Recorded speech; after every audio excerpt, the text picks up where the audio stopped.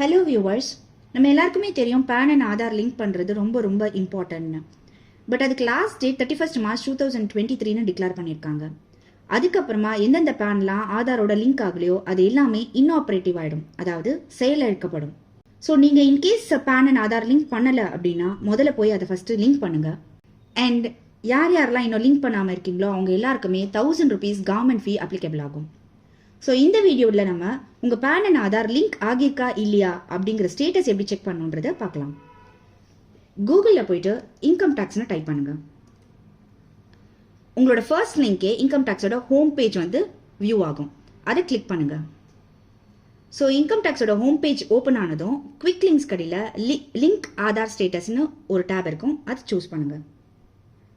So இந்த பேஜில் உங்களோட பேன் அண்ட் ஆதார் நம்பர் கேட்கும், அதை ஃபீட் இன் பண்ணுங்கள். ஃபீட் இன் பண்ணதும் வியூ லிங்க் ஆதார் ஸ்டேட்டஸை கிளிக் பண்ணுங்கள். ஸோ ஒரு டயலாக் பாக்ஸ் ஓப்பன் ஆகும். அதில் உங்கள் பேன் அண்ட் ஆதார் லிங்க் ஆகியிருக்கா இல்லையாங்கிற ஸ்டேட்டஸ் காட்டும். இன்கேஸ் லிங்க் ஆகியிருந்தா இந்த மாதிரி ஆல்ரெடி லிங்க்டுன்னு காட்டும். இன்கேஸ் லிங்க் ஆகலைன்னா ஹஸ் நாட் பீன் லிங்க்டுன்னு காட்டும்.